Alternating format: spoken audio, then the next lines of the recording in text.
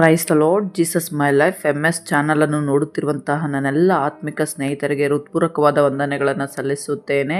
ಮನ್ನಾ ಕುರಿತು ಎಲ್ಲರಿಗೂ ತಿಳಿದಿದೆ, ಆದರೆ ಈ ವಿಡಿಯೋದೊಳಗೆ ಮನ್ನಾ ಎಂದರೆ ಏನು, ಹಾಗೆ ಮನ್ನಾವನ್ನು ಯಾಕೆ ಕೊಡಲ್ಪಟ್ಟಿತು, ಮನ್ನಾ ನಿಜವಾದ ಹೆಸರೇನು, ಹಾಗೆ ಪರಲೋಕದ ಮನ್ನಾ ಎಂದರೆ ಏನು, ದೇವದೂತರು ನಿಜವಾಗಲೂ ಮನ್ನಾ ತಿನ್ನುತ್ತಿದ್ದರಾ, ಮನ್ನಾ ಎಂಬ ಪದಾರ್ಥಗಳು ದೇವದೂತರು ತಿನ್ನುವಂತೆದ್ದೇನಾದರೂ ಇದೆಯಾ? ಇಂತಹ ಎಲ್ಲ ವಿಷಯಗಳನ್ನು ನಾವು ತಿಳಿದುಕೊಳ್ಳಬೇಕು ಎಂದರೆ, ಈ ಕಾನ್ಸೆಪ್ಟ್ ಅರ್ಥವಾಗಬೇಕಾದರೆ ಈ ವಿಡಿಯೋವನ್ನು ಪೂರ್ತಿಯಾಗಿ ಕಡೆಯವರೆಗೂ ನೋಡಿರಿ. ಇಸ್ರಾಯೇಲರು 400 ವರ್ಷ ದಾಸತ್ವದಿಂದ ಬಿಡುಗಡೆ ಆದ ಮೇಲೆ ವಾಗ್ದಾನ ಭೂಮಿಗೆ ಪ್ರವೇಶಿಸಲು ಮೊದಲು 40 ವರ್ಷ ಅರಣ್ಯದಲ್ಲಿ ತಿರುಗುತ್ತಾ ಕಳೆದರು. ಈ ಸಮಯದಲ್ಲಿಯೇ ದೇವರು ಪ್ರತಿದಿನ ಮಾಂಸವನ್ನು ಮತ್ತು ಮನ್ನಾ ರೂಪದಲ್ಲಿ ಆಹಾರವನ್ನು ನೀಡಿದರು. ವಿಮೋಚನಾ ಕಂಡ 16ನೇ ಅಧ್ಯಾಯದಲ್ಲಿ ಈ ವಿಷಯವನ್ನು ನಾವು ಗಮನಿಸುತ್ತೇವೆ. ಅರಣ್ಯದಲ್ಲಿ 40 ವರ್ಷ ಪ್ರಯಾಣದಲ್ಲಿ ಇಸ್ರಾಯೇಲರನ್ನು ಪೋಷಿಸುವುದಕ್ಕಾಗಿ ದೇವರು ನೀಡಿದ ಅದ್ಭುತವಾದ ಪದಾರ್ಥವೇ ಮನ್ನಾ. ಮನ್ನಾ ಎಂಬ ಹೆಸರು ಹೀಬ್ರೂ ಭಾಷೆಯ ಮನ್ ಎಂಬ ಪದದಿಂದ ಮನ್ನಾ ಬಂದಿದೆ. ಇದರ ಅರ್ಥ ಇದು ಏನು? ಮನ್ನಾವಿನ ನಿಜವಾದ ಹೆಸರು ತಿಳಿದಿಲ್ಲ. ಇಸ್ರಾಯೇಲರು ಹೇಗೆ ಕರೆದರು ಎಂದರೆ, ಆಶ್ಚರ್ಯವಾಗಿ ಅದ್ಭುತವಾಗಿ ಇದು ಏನು, ಇದೇನಿರಬಹುದು ಎಂಬ ವಿಧದಲ್ಲಿ ಅದನ್ನು ಕರೆಯಲು ಪ್ರಾರಂಭಿಸಿದರು. ಅನಂತರ ವಿಮೋಚನಾ ಕಂಡ 16ನೇ ಅಧ್ಯಾಯ 31ರಿಂದ 35ನೇ ವಾಕ್ಯವನ್ನು ನೋಡಿದರೆ, ಇಸ್ರಾಯೇಲರು ಆ ಆಹಾರಕ್ಕೆ ಮನ್ನಾ ಎಂದು ಹೆಸರಿಟ್ಟರು ಎಂಬುದು ಸ್ಪಷ್ಟವಾಗುತ್ತದೆ. ಮನ್ನಾ ಎಂಬ ಹೆಸರನ್ನು ಇಟ್ಟಿದ್ದು ಇಸ್ರಾಯೇಲರೇ. ಆ ಪದಾರ್ಥವನ್ನೇ ಮನ್ನಾ ಎಂದು ಕರೆಯಲು ಪ್ರಾರಂಭಿಸಿದರು. ಮನ್ನಾ ಎಂದೇ ಪ್ರಸಿದ್ಧಿ ಹೊಂದಿತು. ಅದರ ರೂಪ ಮತ್ತು ರುಚಿಯನ್ನು ಬೈಬಲ್ ಹೇಗೆ ವಿವರಿಸುತ್ತದೆ? ಅದು ಬಿಳಿ ಕೊತ್ತಂಬರಿ ಕಾಳಿನಂತಿದ್ದು ರುಚಿಯಲ್ಲಿ ಜೇನುತುಪ್ಪ ಕಲಿಸಿದ ದೋಸೆಗಳ ಆಗಿತ್ತು. ವಿಮೋಚನಾ ಕಂಡ 16ನೇ ಅಧ್ಯಾಯ 31ನೇ ವಾಕ್ಯವನ್ನು ನೋಡಿದರೆ, ಅದು ಬಿಳಿ ಕೊತ್ತಂಬರಿ ಕಾಳಿನಂತೆ ಇದೆ ಎಂದು ತಿಳಿಸಿದ್ದಾರೆ. ಅದರ ರುಚಿಯ ಬಗ್ಗೆ ಮಾತನಾಡಿದರೆ, ಆ ರುಚಿ ಹೇಗೆ ಇರುತ್ತದೆ ಎಂದರೆ, ಆ ಪದಾರ್ಥವು ಜೇನುತುಪ್ಪ ಕಲಿಸಿದ ದೋಸೆಗಳ ಆಗಿತ್ತು. ಜೇನುತುಪ್ಪದಂತೆ ರುಚಿ ನೀಡುತ್ತದೆ. ಅಷ್ಟೇ ಅಲ್ಲ, ಎಣ್ಣೆಯಿಂದ ತಯಾರು ಮಾಡಿದ ಹಿಟ್ಟಿನಂತೆ ರುಚಿಯಾಗಿ ಅದ್ಭುತವಾಗಿ ಇರುತ್ತದೆ. ಅಂತಹ ಪದಾರ್ಥವೇ ಇಸ್ರಾಯೇಲರ ಹಸಿವನ್ನು ತೀರಿಸಿತು, ಅದ್ಭುತವಾದ ರುಚಿಯನ್ನು ಹೊಂದಿದೆ ಎಂದು ವರ್ಣಿಸಿದ್ದಾರೆ. ಅರಣ್ಯಕಾಂಡ 11ನೇ ಅಧ್ಯಾಯ 7ರಿಂದ 9ನೇ ವಾಕ್ಯವನ್ನು ನೋಡಿದರೆ, ಮನ್ನಾ ಒಂದು ರೂಪವನ್ನು ತಯಾರಿಸುವ ಪದ್ಧತಿ ಅಲ್ಲಿ ವಿವರಣೆಯಾಗಿ ಮನ್ನಾ ಕುರಿತು ವರ್ಣನೆ ನಮಗೆ ಕಾಣಿಸುತ್ತದೆ. ಆದರೆ ಮನ್ನಾ ಹೇಗೆ ತಿನ್ನುತ್ತಾರೆ, ಅದರಿಂದ ಏನು ಮಾಡಿಕೊಳ್ಳಬಹುದು ಎಂದು ಆಲೋಚಿಸಿದರೆ, ಮನ್ನವನ್ನು ನೇರವಾಗಿ ಸಹ ತಿನ್ನಬಹುದು, ನೇರವಾಗಿ ಸಹ ಅದನ್ನು ಭುಜಿಸಬಹುದು. ಯಾಕೆಂದರೆ ಅದು ಜೇನುತುಪ್ಪದ ಹಾಗೆ ಅದ್ಭುತವಾದ ರುಚಿ ಇರುತ್ತದೆ. ಹಾಗೆ ಇಸ್ರಾಯೇಲರು ಅದನ್ನು ಬೀಸುವ ಕಲ್ಲುಗಳಿಂದ ಬೀಸಿ, ಇಲ್ಲವೇ ಒರಳಿನಲ್ಲಿ ಕುಟ್ಟಿ ಪಾತ್ರೆಗಳಲ್ಲಿ ಬೇಯಿಸಿ ರೊಟ್ಟಿಗಳನ್ನು ಮಾಡಿಕೊಂಡರು. ಅದರಿಂದ ಕೇಕನ್ನು ಸಹ ತಯಾರು ಮಾಡಿಕೊಳ್ಳಬಹುದು, ರೊಟ್ಟಿಗಳನ್ನು ಸಹ ತಯಾರು ಮಾಡಿಕೊಳ್ಳಬಹುದು. ಅಂತಹ ಅದ್ಭುತವಾದ ವಸ್ತುವಾಗಿ ಮನ್ನಾ ಇರುತ್ತದೆ. ನೇರವಾಗಿ ತಿನ್ನುವುದೇ ಅಲ್ಲದೆ ಈಗೂ ಸಹ ಅದನ್ನು ಬಗೆಯಾಗಿ ಅದನ್ನು ಉಪಯೋಗಿಸಿಕೊಳ್ಳಬಹುದು. ಜೇನುತುಪ್ಪವಾಗಿ ಕಾಣಿಸಿದರೂ ಸಹ ಅದು ಎಲ್ಲ ಇಸ್ರಾಯೇಲರ ಜನರನ್ನು ಒಟ್ಟಾಗಿ ಪೋಷಿಸಿದೆ. 40 ವರ್ಷ ಹೇಗೆ ಕೊಡಲ್ಪಟ್ಟಿತು? ಪ್ರತ್ಯೇಕವಾದ ಲಕ್ಷಣಗಳು ಏನು? ಅವರಿಗೆ ಹೇಗೆ ಸಿಕ್ಕಿತು ಎಂದರೆ, ಇತರ ಆಹಾರ ಪದಾರ್ಥಗಳ ರೀತಿ ಅಲ್ಲ. ಅದಕ್ಕೆ ಒಂದು ಸಮಯವಿದೆ. ಇದು ವಾರಕ್ಕೆ 6 ದಿನಗಳು ಮಾತ್ರವೇ ಕಾಣಿಸುತ್ತಿತ್ತು. 6 ದಿನಗಳು ಮಾತ್ರವೇ ಅವರಿಗೆ ಕೊಡಲ್ಪಟ್ಟಿತು. ಸಬ್ಬತ್ ದಿನ ಅವರಿಗೆ ಮನ್ನವನ್ನು ಕೊಡಲ್ಪಡಲಿಲ್ಲ. ಸಬ್ಬತ್ ದಿನ ಅವರಿಗೆ ಅದು ಕಾಣಿಸುತ್ತಿರಲಿಲ್ಲ. ಅದನ್ನು ಹೇಗೆ ಸಂರಕ್ಷಣೆ ಮಾಡುತ್ತಿದ್ದರು ಎಂದರೆ, ಆ ದಿನಕ್ಕೆ ಆ ದಿನವೇ ಕೊಡಲ್ಪಡುತ್ತಿತ್ತು. ಅನುದಿನದ ಆಹಾರದ ರೀತಿಯಲ್ಲಿ. ಆದುದರಿಂದ ಬಚ್ಚಿಟ್ಟುಕೊಳ್ಳುವುದು, ಕಳೆದುಕೊಳ್ಳುವುದು, ರಾತ್ರಿಯಲ್ಲಿ ಭದ್ರಪಡಿಸುವುದು ಇರುವುದಿಲ್ಲ. ರಾತ್ರಿಯೆಲ್ಲ ಉಳಿಸಿಕೊಂಡರೆ ಅದು ಹಾಳಾಗುತ್ತಿತ್ತು, ಕೆಟ್ಟು ಹೋಗುತ್ತಿತ್ತು. ಆದರೆ ಸಬ್ಬತ್ ದಿನ ದೇವರು ಕೊಡುವುದಿಲ್ಲ ಅಲ್ಲವೇ? ಆ ದಿನ ಮಾತ್ರ ಹಾಳಾಗುತ್ತಿರಲಿಲ್ಲ. ಸಬ್ಬತ್ ದಿನ ಬಿಟ್ಟು ಉಳಿದ ದಿನವೆಲ್ಲ ಅವರು ಬಚ್ಚಿಟ್ಟುಕೊಳ್ಳಲು ಆಗುತ್ತಿರಲಿಲ್ಲ, ಹಾಳಾಗುತ್ತಿತ್ತು. ಅಷ್ಟೇ ಅಲ್ಲ, ಎಲ್ಲರಿಗೂ ಒಂದು ಸಂದೇಹ. ಒಬ್ಬೊಬ್ಬರಿಗೆ ಎಷ್ಟು ಕೊಡಲ್ಪಟ್ಟಿತು ಎಂದರೆ, ಪ್ರತಿಯೊಂದು ವ್ಯಕ್ತಿಗೂ ಎಷ್ಟು ಅವಶ್ಯಕತೆಯೋ ಅಷ್ಟು ಸಹ ಖಚಿತವಾಗಿ ಕೊಟ್ಟರು. ಅಲ್ಲಿ ಬಚ್ಚಿಟ್ಟುಕೊಂಡು ಒಬ್ಬರಿಗೊಬ್ಬರು ದೋಚಿಕೊಂಡು ಒಬ್ಬರಿಗೊಬ್ಬರು ಒಡೆದಾಡಿಕೊಳ್ಳುವ ಸಂದರ್ಭ ಇರಲಿಲ್ಲ. ಎಂದರೆ ಅವರಿಗೆ ಸಮೃದ್ಧಿಯಾಗಿ ಕೊಡಲ್ಪಟ್ಟಿತು ಎಂದು ಅರ್ಥ.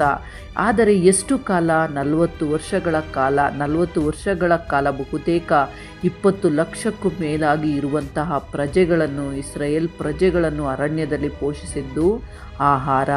ಈಗ ಪ್ರಮುಖವಾದ ವಿಷಯ, ದೇವರು ಮನ್ನವನ್ನೇ ಯಾಕೆ ಕೊಟ್ಟರು ಎಂಬುದನ್ನು ಬೈಬಲ್ನಾದ್ಯಂತ ಬಹಿರಂಗಪಡಿಸಿದಂತೆ ದೇವರು ನಮಗೆ ಅನೇಕ ಪ್ರಮುಖವಾದ ಕಾರಣದಿಂದ ಮನ್ನವನ್ನು ನೀಡಿದರು. ಅದರ ಕುರಿತು ನಾವು ತಿಳಿದುಕೊಳ್ಳಬೇಕಾದ ಅವಶ್ಯಕತೆ ತುಂಬ ಇದೆ. ಮೊದಲನೆಯದು, ದೇವರು ಇಸ್ರಾಯೇಲರ ಶಾರೀರಿಕ ಅವಶ್ಯಕತೆಗಾಗಿ ಅರಣ್ಯದಲ್ಲಿ ಮನ್ನವನ್ನು ನೀಡಿದರು. ಶರೀರದ ಅವಶ್ಯಕತೆ ತೀರಿಸಿಕೊಳ್ಳಲು ಅರಣ್ಯದಲ್ಲಿ ಆಹಾರಕ್ಕೋಸ್ಕರ ಹೆಚ್ಚಾಗಿ ಅಡಿಗೆ ಮಾಡಿಕೊಳ್ಳಲು ಇರುವುದಿಲ್ಲ. ಅಲ್ಲಿ ಅವರಿಗೆ ಏನು ದೊರಕುವುದಿಲ್ಲ. ದೇವರು ಅವರನ್ನು ಸಾವಿನ ಬಲೆಯಿಂದ ಬಿಡಿಸಿ ನಡೆಸಿದನು ಎಂದು ಅವರು ಅಂದುಕೊಳ್ಳಲು ಪ್ರಾರಂಭಿಸಿದರು. ಪರಿಸ್ಥಿತಿಗಳು ಅತ್ಯಂತ ದಾರುಣವಾಗಿ ಎನಿಸಿದಾಗಲೂ ಸಹ ಅವರ ಅವಸರಗಳನ್ನು ದೇವರು ತೀರಿಸುತ್ತಾನೆ ಎಂದು ನಿರೂಪಿಸುವುದಕ್ಕೆ, ದೇವರು ಪಾಠವನ್ನು ಕಲಿಸುವುದಕ್ಕೆ ಅವರಿಗೆ ಆಹಾರವನ್ನು ನೀಡಿದರು. ಇನ್ನು ಎರಡನೆಯದು, ಅವರನ್ನು ಪರೀಕ್ಷಿಸುವುದಕ್ಕೋಸ್ಕರ, ಇಸ್ರಾಯೇಲರನ್ನು ಪರೀಕ್ಷಿಸುವುದಕ್ಕೋಸ್ಕರ, ಹಾಗೆ ಅವರನ್ನು ವಿಶ್ವಾಸದಲ್ಲಿ ಬಲಪಡಿಸಬೇಕೆಂದು, ಅವರನ್ನು ವಿಧೇಯತ್ವ ಪಾಲಿಸಬೇಕೆಂದು ದೇವರು ಮನ್ನವನ್ನು ಕೊಟ್ಟರು. ಸ್ವಲ್ಪ ಮಂದಿ ಇಸ್ರಾಯೇಲರು ಸ್ವಲ್ಪ ದಿನಗಳಲ್ಲೇ ಹೆಚ್ಚಾಗಿ ಮನ್ನವನ್ನು ತೆಗೆದುಕೊಂಡು ಬಚ್ಚಿಟ್ಟುಕೊಳ್ಳುತ್ತಿದ್ದರು ಸಹ ಅದು ಅವರ ಗುಡಾರಗಳಲ್ಲಿ ಹುಳಗಳು ಬಿದ್ದು ನಾತ ಹಿಡಿದು ಕೆಟ್ಟು ಹೋಗುತ್ತಿತ್ತು. ಇನ್ನು ಸ್ವಲ್ಪ ಮಂದಿ ಇಸ್ರಾಯೇಲರು ಸಬ್ಬತ್ ದಿನದ ಮುಂಚೆ ಪ್ರತಿದಿನ ದೇವರು ಕೊಡುತ್ತಿದ್ದಾರೆ, ಆದರೆ ವಿಶ್ರಾಂತಿ ದಿನ ಹಸಿವಿನಿಂದ ಹೆಚ್ಚಾಗಿ ಬಚ್ಚಿಟ್ಟುಕೊಳ್ಳುವ ಪ್ರಯತ್ನ ಮಾಡುತ್ತಿದ್ದರು, ಆದರೂ ವಿಶ್ವಾಸ ಹೊಂದಲಿಲ್ಲ. ಧರ್ಮೋಪದೇಶ ಕಂಡ 8ನೇ ಅಧ್ಯಾಯ 3ನೇ ವಾಕ್ಯದ ಪ್ರಕಾರ, ಮನುಷ್ಯರು ಆಹಾರ ಮಾತ್ರದಿಂದಲ್ಲ, ಯೆಹೋವನ ಬಾಯಿಂದ ಹೊರಡುವ ಪ್ರತಿಯೊಂದು ಮಾತಿನಿಂದಲೂ ಬದುಕುತ್ತಾರೆಂಬುದು ನಿಮಗೆ ತಿಳಿಯುವಂತೆ ಆತನು ನಿಮ್ಮನ್ನು ಕಷ್ಟಕ್ಕೆ ಒಳಪಡಿಸಿ ಹಸಿವೆಯಿಂದ ಬಳಲಿಸಿ ನಿಮಗೂ ನಿಮ್ಮ ಪೂರ್ವಿಕರಿಗೂ ಗೊತ್ತಿಲ್ಲದ ಮನ್ನವನ್ನು ಕೊಟ್ಟು ಪೋಷಿಸಿದ್ದನ್ನು ನೋಡುತ್ತೇವೆ. ದಿನಾಲೂ ಅವರು ದೈನಂದಿನ ಕೆಲಸದ ಸಮಯದಲ್ಲಿ ಏನು ತಿನ್ನಬೇಕು, ಏನನ್ನು ಧರಿಸಿಕೊಳ್ಳಬೇಕು, ಏನು ಕೆಲಸ ಮಾಡಬೇಕು ಎಂದು ಸ್ವಂತ ಸಮೃದ್ಧಿ ಕೆಲಸಗಳಿಗಿಂತ ದೇವರ ಮೇಲೆ ವಿಶ್ವಾಸವನ್ನು ಹೊಂದಿದ್ದರೆ ಅದಕ್ಕೆ ದೇವರು ದಾರಿ ತೋರಿಸುತ್ತಾರೆ. ಆದುದರಿಂದ ಅಂತಹ ವಿಧೇಯತೆಯನ್ನು ಪಾಲಿಸಬೇಕೆಂದು ವಿಧೇಯತೆ ಕಲಿಸುವುದಕ್ಕೆ, ಪರೀಕ್ಷಿಸುವುದಕ್ಕೆ ಮನ್ನವನ್ನು ಕೊಟ್ಟರು. ಇನ್ನು ಮೂರನೆಯದು, ದೇವರ ವ್ಯವಸ್ಥೆ ಸಹ ಇದೆ, ದೇವರ ಸಂರಕ್ಷಣೆ ಇದೆ. ಇಸ್ರಾಯೇಲರು ಅರಣ್ಯದಲ್ಲಿ ಆಹಾರ ಇಲ್ಲದೆ ಇರುವುದರ ಬಗ್ಗೆ ಹೆಚ್ಚಾಗಿ ಕಂಪ್ಲೇಂಟ್ ಮಾಡುತ್ತಿದ್ದರು, ಗುಣುಗುಟ್ಟುತ್ತಿದ್ದರು. ದೇವರು ಅವರ ಮಾತುಗಳನ್ನು ಕೇಳಿ ಅವರಿಗೆ ಸಮೃದ್ಧಿಯಾಗಿ ಸಹಾಯ ಮಾಡಿದರು. ವಿಶ್ವಾಸವನ್ನು ಅಸಾಧ್ಯವಾದ ಪರಿಸ್ಥಿತಿಯಲ್ಲಿ ತನ್ನ ಪ್ರಜೆಗಳನ್ನು ನಿಲ್ಲಿಸುವುದಕ್ಕೆ ಸಾಮರ್ಥ್ಯವನ್ನು ಪ್ರದರ್ಶನೆ ಮಾಡಲು ದೇವರನ್ನು ಅಲ್ಲಿ ಹೆಚ್ಚಿಸುತ್ತದೆ. ಇನ್ನು ನಾಲ್ಕನೆಯ ವಿಷಯ, ಆತ್ಮೀಯ ವಿಷಯ ಸಹ ಬೋಧಿಸುತ್ತದೆ. ಮನ್ನಾ ಎಂಬ ವ್ಯವಸ್ಥೆ ಮನುಷ್ಯರು ಆಹಾರ ಮಾತ್ರದಿಂದಲ್ಲ, ಯೆಹೋವನ ಬಾಯಿಂದ ಹೊರಡುವ ಪ್ರತಿಯೊಂದು ಮಾತಿನಿಂದಲೂ ಬದುಕುತ್ತಾರೆ ಎಂಬ ಸತ್ಯವನ್ನು, ಆಳವಾದ ಪಾಠವನ್ನು ಕಲಿಸುತ್ತದೆ. ಶಾರೀರಿಕ ಪೋಷಣೆಗಿಂತ ಆತ್ಮೀಯ ಬೆಲೆ, ಆತ್ಮೀಯ ಪೋಷಣೆ ಹೆಚ್ಚು ಎಂದು ಒತ್ತಿ ಹೇಳುವುದಕ್ಕೆ ಮನ್ನಾ ಉಪಯುಕ್ತವಾಗಿದೆ. ಇನ್ನು ಲಾಸ್ಟ್ 5ನೇಯದು, ಶಾಶ್ವತ ಜೀವಿತ ಆಹಾರ ಕುರಿತು ಹೇಳುವುದಕ್ಕೆ, ದೇವರು ಶಾಶ್ವತವಾದ ಒಂದು ಆಹಾರ ಪರಲೋಕದಲ್ಲಿ ನಿಜವಾಗಲೂ ಇದೆ ಎಂದು ದೇವರು ತಿಳಿಸಬೇಕು, ಅದನ್ನು ಸಾಕ್ಷಿಯಾಗಿ ನೀಡಬೇಕು. ದೇವರು ಪರಲೋಕದಿಂದ ಬಂದ ಪ್ರಮುಖವಾದ ಮನ್ನವನ್ನು ಅದಕ್ಕೆ ಗುರುತಾಗಿ ಸೂಚಿಸಬೇಕೆಂದುಕೊಂಡರು. ಆ ಶಾಶ್ವತವಾದ ಪರಲೋಕದ ಮನ್ನಾ, ಪರಲೋಕದ ಆಹಾರವೇ ಯೇಸು ಕ್ರಿಸ್ತನು. ಆ ಯೇಸು ಕ್ರಿಸ್ತನ ಬಗ್ಗೆ ಹೇಳುವುದಕ್ಕೆ ಮನ್ನವನ್ನು ಒಂದು ಸೂಚನೆಯಾಗಿ ತೋರಿಸಿದರು. ಇಸ್ರಾಯೇಲರ ಭೌತಿಕ ಅವಶ್ಯಕತೆಗಳು ಯೇಸು ತೀರಿಸುವುದಕ್ಕೆ ಎಲ್ಲ ಮಾನವರ ಆತ್ಮೀಯವಾದ ಆಹಾರಕ್ಕೋಸ್ಕರ ಅವಶ್ಯಕತೆಗೆ ತಾತ್ಕಾಲಿಕವಾಗಿ ಅಲ್ಲದೆ ಶಾಶ್ವತವಾದ ಪರಿಹಾರಕ್ಕೆ ಅವಶ್ಯಕತೆ ಇದೆ ಎಂದು ದೇವರಿಗೆ ತಿಳಿದು ಇಂತಹ ಪರಿಹಾರ ನೀಡುವುದಕ್ಕೆ ಸೂಚನೆಯಾಗಿ ದೇವರು ತಿಳಿಯಪಡಿಸಿದರು. ಇಂತಹ ಕಾರಣಗಳನ್ನು ಹಿಡಿದು ಅದ್ಭುತವಾದ ಮನ್ನಾ ಪದಾರ್ಥವನ್ನು ದೇವರು ಅವರಿಗೆ ನೀಡಿದರು. ಬೈಬಲ್ ಎಲ್ಲ ಕಡೆ ನೋಡಿದರೆ ಮನ್ನಾ ಪರಲೋಕದಿಂದ ಬಂದಂತಹ ಆಹಾರವಾಗಿ, ಸೂಪರ್ ನ್ಯಾಚುರಲ್ ಫುಡ್ ಆಗಿ ನೋಡುತ್ತೇವೆ. ಕೀರ್ತನೆಗಳು 78:24 ವಾಕ್ಯವನ್ನು ನೋಡಿರಿ. ಅಲ್ಲಿ ಸ್ವರ್ಗ ಧಾನ್ಯವಾದ ಮನ್ನಾ ಅವರಿಗೋಸ್ಕರ ಸುರಿಸಿ ಉಣ್ಣಲಿಕ್ಕೆ ಕೊಟ್ಟರು. ಅದೇ 78ನೇ ಕೀರ್ತನೆಗಳು 25ನೇ ವಾಕ್ಯವನ್ನು ನೋಡಿರಿ. ಅವರಲ್ಲಿ ಪ್ರತಿಯೊಬ್ಬನು ದೇವದೂತರ ಆಹಾರವನ್ನು ಭುಜಿಸಿದನು, ಆತನು ಅವರಿಗೆ ತೃಪ್ತಿ ಭೋಜನವನ್ನು ಕೊಟ್ಟರು ಎಂದು ಪ್ರಕಟಿಸಿದ್ದಾರೆ. ಹಾಗೆ ವಿಮೋಚನ ಕಂಡ 16ನೇ ಅಧ್ಯಾಯ 4ನೇ ವಾಕ್ಯದಲ್ಲಿ ಇದಕ್ಕೆ ಇರುವ ದೈವಿಕ ಮೂಲವನ್ನು ನೋಡಿರಿ. ಆಗ ಯೆಹೋವನು ಮೋಶೆಗೆ, ಇಗೋ ನಾನು ಆಕಾಶದಿಂದ ನಿಮಗೋಸ್ಕರ ಆಹಾರವನ್ನು ಸುರಿಸುವೆನು ಎಂದು ಬರೆದಿದ್ದಾರೆ. ಮನ್ನಾ ಎಂಬುದು ಎಲ್ಲಿಂದ ಬಂದಿದೆ ಎಂದರೆ ಪರಲೋಕದಿಂದ. ಪರಲೋಕದ ಮೂಲವೇ ಬೈಬಲ್ ಖಚಿತವಾಗಿ ಒತ್ತಿ ಹೇಳುತ್ತದೆ. ಮನ್ನಾ ಬಿದ್ದಾಗ ಆತನು ಮೇಘಗಳಿಗೆ ಅಪ್ಪಣೆ ಕೊಟ್ಟು ಆಕಾಶ ದ್ವಾರಗಳು ತೆರೆಯಲ್ಪಟ್ಟಿವೆ ಎಂದು ಕೀರ್ತನೆಗಾರನು ಹೇಳುತ್ತಾನೆ. ಈ ಭಾಷೆ ಸಹಜವಾದ ವಿವರಣೆಯಲ್ಲ, ಸೂಪರ್ ನ್ಯಾಚುರಲ್ ಆಗಿರುತ್ತದೆ. ಈ ಮನ್ನಾ ಎಂಬುದು ಎಲ್ಲಿನಿಂದ ಬಂದಿದೆ ಎಂದರೆ, ಮನ್ನಾ ಎಂಬುದು ಇದು ಒಂದೇ ಅಲ್ಲ, ಒಂದೇ ವಿಧವಾದ ಮನ್ನಾ ಅಲ್ಲ. ಮನ್ನಾ ಎಂಬುದು 2 ವಿಧಗಳಿವೆ. ದೇವರು 2 ಬಗೆಯ ಮನ್ನಾ ಸಹ ದೇವರಿಂದಲೇ ಬಂದಿತು, ಪರಲೋಕದಿಂದ ಬಂದಿದೆ ಎಂದು ಖಚಿತವಾಗಿ ತಿಳಿದುಕೊಳ್ಳಬೇಕು. ಈ 2 ಯಾವುದು ಎಂದು ನೋಡಿದರೆ, ಒಂದು ಈ ಫಿಸಿಕಲ್ ಫಿಸಿಕಲ್ ಫುಡ್, ಭೌತಿಕವಾದ ಮನ್ನಾ ಎಂದು ಇದೆ. ಇಸ್ರಾಯೇಲರು ಅರಣ್ಯದಲ್ಲಿ ತಿರುಗುತ್ತಿರುವಾಗ ಆಗ 40 ವರ್ಷ ಅವರನ್ನು ಪೋಷಿಸುವುದಕ್ಕೆ ಈ ಮನ್ನಾ ಎಂಬುದನ್ನು ಕೊಟ್ಟರು. ಎರಡನೆಯದು ಆತ್ಮೀಯವಾದ ಮನ್ನಾ. ಇದು ಸಹ ಪರಲೋಕದಿಂದಲೇ ಕೊಡಲ್ಪಟ್ಟಿದೆ. ಅದನ್ನೇ ಜೀವ ಆಹಾರ ಎಂದು ಕರೆಯಲ್ಪಟ್ಟಿದೆ. ಖಚಿತವಾಗಿ ಜೀವ ಆಹಾರ ಎಂದರೆ ಯಾರೂ ಅಲ್ಲ, ಯೇಸು ಕ್ರಿಸ್ತನೇ. ಆತ್ಮೀಯವಾಗಿ ನಾವು ಜೀವಿಸುವುದಕ್ಕೆ ಜೀವ ಆಹಾರ ಖಚಿತವಾಗಿ ಅವಶ್ಯಕತೆ. ಈ ಯೇಸು ಕ್ರಿಸ್ತನನ್ನು ಜೀವ ಆಹಾರವಾಗಿ ವರ್ಣಿಸಿದರು. ಅದಕ್ಕೆ ಯೋಹಾನನು ಬರೆದ ಸುವಾರ್ತೆ 6ನೇ ಅಧ್ಯಾಯ 31ನೇ ವಾಕ್ಯದಿಂದ 35ನೇ ವಾಕ್ಯವನ್ನು ನೋಡಿದರೆ ಅಲ್ಲಿ ಜೀವ ಕೊಡುವ ರೊಟ್ಟಿ ನಾನೇ ಎಂದು ಅಲ್ಲಿ ಪ್ರಕಟಿಸಿದ್ದಾರೆ. ಮನ್ನಕ್ಕೆ ಸದೃಶವಾಗಿ ಯೇಸು ಕ್ರಿಸ್ತನನ್ನು ವರ್ಣಿಸಲ್ಪಟ್ಟರು. ಅನಂತರ ಪರಲೋಕವಾದ ಮನ್ನಾ, ಆತನು ಭೂಮಿಗೆ ಬಂದ ಮೇಲೆ ಜೀವ ರೊಟ್ಟಿ ನಾನೇ ಎಂದು ಆತನೇ ಪ್ರಕಟಿಸುತ್ತಾರೆ. ಇನ್ನು ಇದರಲ್ಲೂ ಸಹ ಪ್ರಾಮುಖ್ಯವಾದ ಇನ್ನೊಂದು ಅಂಶ, ಮನ್ನಾ ಪರಲೋಕದಿಂದ ಬಂದಿದೆ ಎಂದು ಖಚಿತವಾಗಿ ತಿಳಿಯುತ್ತದೆ. ಆದರೆ ಪರಲೋಕದಲ್ಲಿ ಇರುವ ಆಹಾರ ಇದೇನಾ? ದೇವದೂತರು ತಿನ್ನುವಂಥ ಆಹಾರ ಇದೇನಾ? ದೇವದೂತರು ಮನ್ನಾ ತಿನ್ನುತ್ತಾರೆಯೇ? ದೇವದೂತರು ಫುಡ್ ತಿನ್ನುತ್ತಾರಾ ಎಂಬುದು, ಈ ಸ್ಥಾನ ಎಂಬುದು ಮನ್ನಾ ಎಂದರೆ ಖಚಿತವಾಗಿ ಒತ್ತಿ ಹೇಳುತ್ತದೆ. ದೇವದೂತರ ಉಪಯೋಗಕ್ಕೆ ಖಚಿತವಾಗಿ ಆಹಾರವಾಗಿ ಇರುತ್ತದೆ. ಭೂ ಸಂಬಂಧವಾದ ಮೂಲಕ್ಕಿಂತ ಪರಲೋಕಕ್ಕೆ ಸಂಬಂಧವಾದುದು ಎಂದು ಇದರ ಕುರಿತು ಹೇಳುವುದಕ್ಕೆ, ಅಂದರೆ ಭೂಲೋಕದಲ್ಲಿ ಆಹಾರಕ್ಕಿಂತ ದೈವಿಕವಾದದ್ದು ಪರಲೋಕದಿಂದ ಬಂದ ಆಹಾರ. ಅದಕ್ಕೆ ಬೆಲೆ, ಅವರನ್ನು ಹೇಗೆ ಪೋಷಿಸಿದರು, ದೇವರು ಪರಲೋಕದಿಂದ ಪೋಷಿಸಿದ ವಿಧಾನವನ್ನು ಅವರಿಗೆ ವಿವರಣೆ ಮಾಡುವುದಕ್ಕೆ, ಅರ್ಥವಾಗುವುದಕ್ಕೆ ಮನ್ನಾ ಮೂಲಕ ಪರಲೋಕದಿಂದ ಸುರಿಸಿದರು. ದೇವರು ನೇರವಾಗಿ ಒದಗಿಸಿದರು ಜೀವನೋಪಯೋಗಕ್ಕೆ. ಆದುದರಿಂದ ಮನ್ನಾ ಎಂಬುದು ಪರಲೋಕಕ್ಕೆ ಮೂಲ. ಖಚಿತವಾಗಿ ಬೈಬಲ್ ಒತ್ತಿ ಹೇಳುತ್ತದೆ, ಪರಲೋಕದಿಂದ ಕೊಡಲ್ಪಟ್ಟಿದೆ. ಅದಕ್ಕೆ ಮನ್ನಾ ಬಿದ್ದಾಗ ಪರಲೋಕದ ದ್ವಾರಗಳು ಸಹ ತೆರೆಯಲ್ಪಟ್ಟವು ಎಂದು ಕೀರ್ತನೆಗಾರನು ಹೇಳುತ್ತಾನೆ. ಆದರೆ ಈ ದೇವದೂತರು ಯಾವಾಗಲಾದರೂ ಸರಿ ಫಿಸಿಕಲ್ ಫುಡ್ ತಿನ್ನುತ್ತಾರಾ ಎಂದರೆ ಅದು ಅರ್ಥವಾಗಬೇಕು ಎಂದರೆ ಬೈಬಲ್ನಲ್ಲಿ ಇನ್ನೊಂದು ವಿಷಯ ಸಹ ಇದೆ. ಸಾಯಂಕಾಲದ ವೇಳೆ ಇಬ್ಬರು ದೇವದೂತರು ಸೊದೋಮಿಗೆ ಬಂದರು. ಆ ಕತೆ ಕುರಿತು ನಮಗೆ ತಿಳಿದಿದೆ. ಸ್ವಾಮಿಗಳೇ, ನಿಮ್ಮ ದಾಸನ ಮನೆಗೆ ಬಂದು ಇಳುಕೊಂಡು ಕಾಲುಗಳನ್ನು ತೊಳಕೊಳ್ಳಿರಿ, ಬೆಳಗ್ಗೆ ನಿಮ್ಮ ಮಾರ್ಗ ಹಿಡುಕೊಂಡು ಹೋಗಬಹುದು ಅಂದನು. ಅವರು ಮನೆಗೆ ಬಂದಾಗ ಅವನು ಹುಳಿಯಿಲ್ಲದ ರೊಟ್ಟಿಗಳನ್ನು ಸುಡಿಸಿ ಔತಣವನ್ನು ಮಾಡಿಸಲು ಅವರು ಊಟ ಮಾಡಿದರು. ಹೌದು, ಇಲ್ಲಿ ದೇವದೂತರು ಭೌತಿಕ ಶರೀರವನ್ನು ಧರಿಸಿದ್ದರು, ಆದುದರಿಂದ ಭೌತಿಕ ರೂಪದಿಂದ ಇರುವುದರಿಂದ ಇಲ್ಲಿ ಊಟ ಮಾಡಿದರು. ಆದರೆ ಇಲ್ಲಿ ಮನ್ನವನ್ನು ತಿನ್ನಲಿಲ್ಲ, ಪರಲೋಕದಿಂದ ಬಂದಂತಹ ಪದಾರ್ಥವನ್ನೂ ತಿನ್ನಲಿಲ್ಲ. ಯಾವುದನ್ನು ಕೊಟ್ಟರೋ ಅದನ್ನೇ ತಿಂದರು. ಮಾನವರು ಏನನ್ನು ಕೊಟ್ಟರೋ ಅದನ್ನೇ ತಿಂದರು. ಆದುದರಿಂದ ಮನುಷ್ಯರ ಆಹಾರವನ್ನು ಸ್ವೀಕರಿಸಿದರು. ಆದರೆ ಇದೇ ದೇವದೂತರ ಬಗ್ಗೆ ಬೈಬಲ್ನಲ್ಲಿ ಎಲ್ಲಿಯೂ ತಿಂದರು ಎಂದು ಕಾಣಿಸುವುದಿಲ್ಲ. ಮರಿಯಳ ಜೊತೆಯಲ್ಲಿ, ಯೋಸೇಫನ ಜೊತೆಯಲ್ಲಿ ಆಗಲಿ ವಿಧ ವಿಧವಾದ ದೇವದೂತರ ಪ್ರಸ್ತಾಪನೆ ಬಂದಾಗಲೂ ತಿಂದರು ಎಂದು ಕಾಣಿಸುವುದಿಲ್ಲ. ಯಾಕೆಂದರೆ ಪರಲೋಕದ ಜೀವಿಗಳಿಗೆ ಪ್ರತ್ಯೇಕವಾದ ಸ್ಥಾನವಿದೆ. ಅವರು ಹೀಗೆ ಹಸಿವಾಗುವಂತಹ ಪರಿಸ್ಥಿತಿ ಇರುವುದಿಲ್ಲ.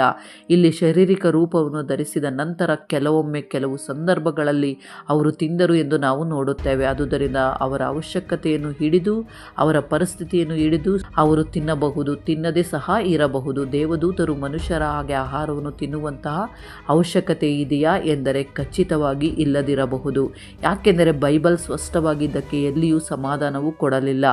ದೇವದೂತರು ಸ್ವಾಭಾವಿಕವಾಗಿ ಮಾಂಸವಾಗಲಿ ಮೂಳೆ ಆಗಲಿ ಇಲ್ಲವೆಂದರೆ ಅವರಿಗೆ ಹಸಿವು ದಾಹ ಯಾವುದು ಸಹ ಇರುವುದಿಲ್ಲ. ಆದಿಕಾಂಡ 19ನೇ ಅಧ್ಯಾಯ 1ರಿಂದ 2ನೇ ವಾಕ್ಯವನ್ನು ನೋಡಿದರೆ ತಾತ್ಕಾಲಿಕವಾದ ಮಾನವ ಸ್ವರೂಪವನ್ನು ಧರಿಸಬಲ್ಲರು. ಹಾಗೆ ಸ್ವೀಕರಿಸಿದಾಗ ಸಹ ಅವರು ಸ್ವಲ್ಪ ವಿಷಯಗಳನ್ನು ಮಾಡಬಲ್ಲರು. ಹಾಗೆ ಮಾನವನ ಭೌತಿಕ ಪ್ರಪಂಚದಲ್ಲಿ ಸಹ ಸ್ವಲ್ಪ ಕಾರ್ಯಗಳನ್ನು ಮಾಡಬಹುದು. ಹಾಗೆ ಮಾನವರ ಭೌತಿಕ ಪ್ರಪಂಚದಲ್ಲಿ ಸಹ ಯುದ್ಧ ಮಾಡಬಹುದು.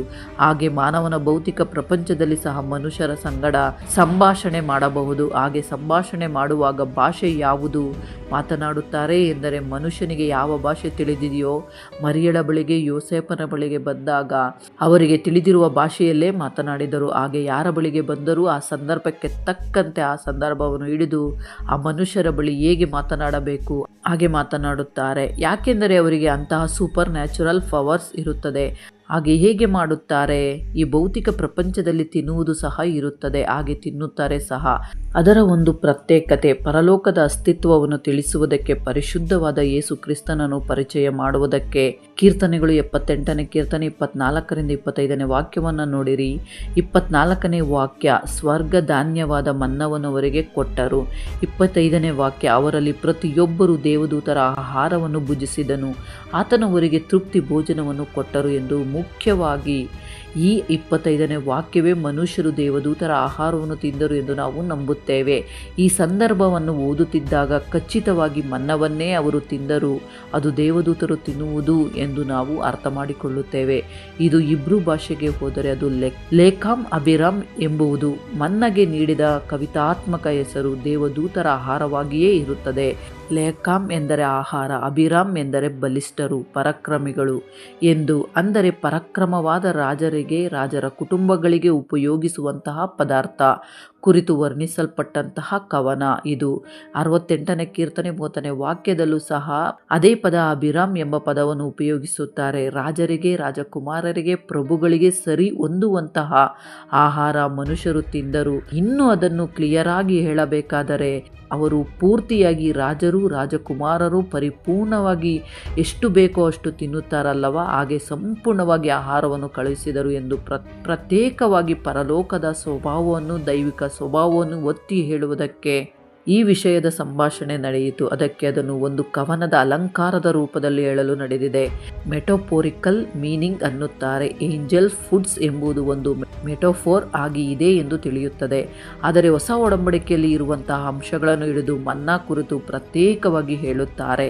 ಯೋಹಾನನು ಬರೆದ ಸುವಾರ್ತೆ 6ನೇ ಅಧ್ಯಾಯ 31ರಿಂದ 35ನೇ ವಾಕ್ಯದಲ್ಲಿ ಯೇಸು ಕ್ರಿಸ್ತನು ಮನ್ನವನ್ನು ತನಗೆ ಸದೃಶವಾಗಿ ಹೋಲಿಕೆ ಮಾಡಿದ್ದಾರೆ.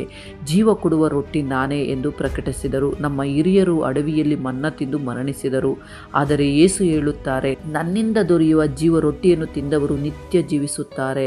ಅಂದರೆ ನಿಜವಾದ ಪರಲೋಕದ ಆಹಾರ ಯೇಸು ಕ್ರಿಸ್ತನೇ.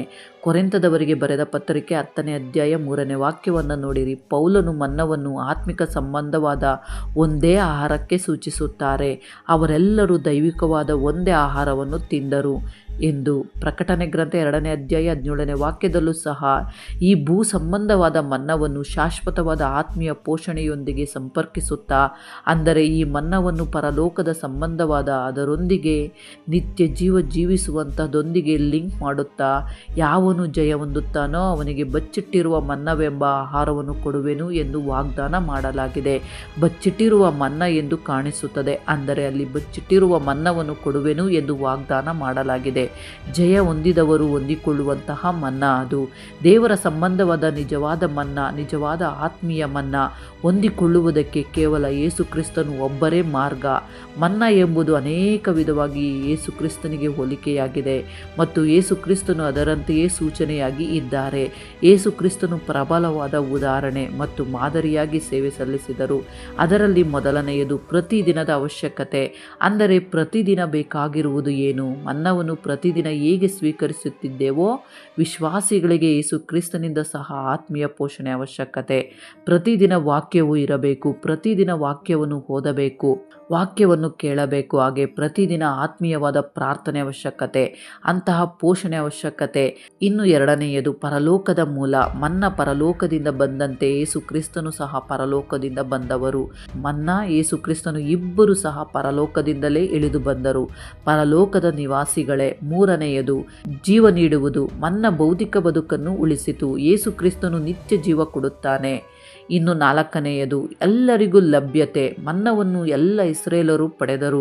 ರಕ್ಷಣೆಯು ಎಲ್ಲರಿಗೂ ಲಭ್ಯ, ಆದರೆ ಸ್ವೀಕರಿಸುವುದು ಅಗತ್ಯ. ಅನಂತರ ಐದನೆಯದು ಅರ್ಹತೆ ಇಲ್ಲದವರಿಗೂ ಸಹ ದೇವರು ಕೃಪೆಯನ್ನು ತೋರಿಸಿದರು. ಇಸ್ರಾಯೇಲರು ದೂರುಗಳನ್ನು ಹೇಳಿದಾಗಲೂ ಗುಣಗುಟ್ಟಿದಾಗಲೂ ಮನ್ನವನ್ನು ಹೊಂದಿಕೊಂಡರು. ರಕ್ಷಣೆಯು ಕ್ರಿಯೆಗಳ ಮೂಲಕ ಅಲ್ಲ, ಕೃಪೆಗಳ ಮೂಲಕ ಬರುತ್ತದೆ ಎಂದು ಅರ್ಥ ಮಾಡಿಕೊಳ್ಳಬೇಕು. ಪ್ರತಿದಿನ ಯೇಸುವಿನಲ್ಲಿ ಆತ್ಮೀಯ ಆಹಾರ ಹುಡುಕಬೇಕು. ಜೀವ ಕೊಡುವ ರೊಟ್ಟಿಯಾಗಿರುವ ಯೇಸು ಕ್ರಿಸ್ತನಿಂದ ಪೋಷಣೆ ಪಡೆಯಬೇಕು. ಜೀವ ಕೊಡುವ ರೊಟ್ಟಿಗೋಸ್ಕರ ಯೇಸು ಕ್ರಿಸ್ತನಿಗೆ ಪ್ರಾರ್ಥನೆ ಮಾಡಬೇಕು. ಮನ್ನ ಹೇಗೆ ಅವಶ್ಯಕತೆಯನ್ನು ತೀರಿಸಿತೋ ಹಾಗೆ ನಮ್ಮ ಅವಶ್ಯಕತೆಗಳನ್ನು ಸಹ ದೇವರು ತೀರಿಸುತ್ತಾರೆ ಎಂದು ವಿಶ್ವಾಸಿಸಬೇಕು. ದೇವರ ಏರ್ಪಾಡನ್ನು ಪೂರ್ತಿಯಾಗಿ ಅರ್ಥ ಮಾಡಿಕೊಳ್ಳಬೇಕು. ದೇವರ ಏರ್ಪಾಟನ್ನು ವಿಶ್ವಾಸಿಸುವುದಕ್ಕೋಸ್ಕರ ಮನ್ನವನ್ನು ನೀಡಿದರು. ಸೊ ಈಗಿನ ವಿಶ್ವಾಸಿಗಳು ಸಹ ಇಂತಹುದಕ್ಕೆ ಗುರುತಾಗಿ ಆಳವಾದ ಆತ್ಮೀಯ ಪ್ರಾಮುಖ್ಯತೆ ಹೊಂದಿರಬೇಕು. ಮನ್ನ ಕತೆ ನಮಗೆ ಕಲಿಸುವುದು ದೇವರ ಏರ್ಪಾಡು ಅನೇಕ ಬಾರಿ ನಿರೀಕ್ಷಿಸಿದ ರೀತಿಯಲ್ಲಿ ಬರುತ್ತದೆ. ಅವಶ್ಯಕತೆ ಇದ್ದಾಗ ಪರಲೋಕದಿಂದಲೂ ಸಹ ಬರಬಹುದು. ಅದನ್ನು ಸ್ವೀಕರಿಸಲು ವಿಶ್ವಾಸ ಅಗತ್ಯ. ಪ್ರತಿದಿನ ಆತ್ಮೀಯ ಆಹಾರವನ್ನು ಹುಡುಕಬೇಕು. ಈಗಿನ ವಿಶ್ವಾಸಿಗಳು ಸಹ ಪ್ರತಿದಿನ ದೇವರ ಏರ್ಪಾಡನ್ನು, ಆತ್ಮೀಯ ಪೋಷಣೆಯನ್ನು ಹುಡುಕಿ ಹಿಡಿದುಕೊಳ್ಳಬೇಕು. ದೇವರ ಪೋಷಣೆ ಹೊಂದಿಕೊಳ್ಳಬೇಕು. ಅಂತಹ ಅದ್ಭುತವಾದ ವರ್ಣನೆಯಿಂದ ಕೂಡಿದ ಮನ್ನಾ ಎಂಬುದು ನಿಮಗೆ ಈ ದಿನ ಕೊಡಲ್ಪಡುತ್ತಿದೆ. ಅಂತಹ ಮನ್ನಕ್ಕೋಸ್ಕರವೇ ಹುಡುಕಬೇಕು. ಪ್ರತಿದಿನ ದೇವರ ಒಂದು ಆತ್ಮೀಯವಾದ ಮನ್ನವನ್ನು ಹುಡುಕಬೇಕು. ಅದ್ಭುತವಾದ ಯೇಸು ಕ್ರಿಸ್ತನ ಮನ್ನವನ್ನು, ಪರಲೋಕಕ್ಕೆ ಸಂಬಂಧವಾದ ಮನ್ನವನ್ನು, ನಿತ್ಯ ಜೀವಕ್ಕೆ ಪ್ರವೇಶಿಸಿದಂತಹ ಮನ್ನವನ್ನು ಹುಡುಕಬೇಕು. ಹಾಗೆ ಈ ಮನ್ನ ಕುರಿತು ಪಾಠವು ದೇವರ ಏರ್ಪಾಡು, ದೈವಿಕ ಪೋಷಣೆ ಮತ್ತು ನಿತ್ಯ ಜೀವದ ಮಾರ್ಗವನ್ನು ಸೂಚಿಸುತ್ತದೆ. ಈ ಸಾರಾಂಶವು ನಿಮಗೆ ಅರ್ಥವಾಗಿದೆ ಎಂದು ನಾನು ಭಾವಿಸುತ್ತೇನೆ. ಈ ವಿಡಿಯೋ ನಿಮಗೆ ಇಷ್ಟವಾಗಿದ್ದರೆ ಲೈಕ್ ಮಾಡಿರಿ, ಅನೇಕರಿಗೂ ಶೇರ್ ಮಾಡಿರಿ, ಸಬ್ಸ್ಕ್ರೈಬ್ ಮಾಡಿಕೊಳ್ಳಿರಿ. ಮತ್ತೊಂದು ಅದ್ಭುತವಾದ ಅಂಶದೊಂದಿಗೆ ಮತ್ತೆ ನಿಮ್ಮ ಬಳಿಗೆ ಬರಲು ಪ್ರಯತ್ನ ಮಾಡುತ್ತೇನೆ. ಸರ್ವಶಕ್ತ ದೇವರ ಮಹಾಕೃಪೆಯು ನಿಮ್ಮೆಲ್ಲರೊಂದಿಗೆ ಸದಾ ಇದ್ದು ನಿಮ್ಮನ್ನು ಕಾಪಾಡಿ ನಡೆಸಿ ಬಲಪಡಿಸಲಿ. ಆಮೇನ್.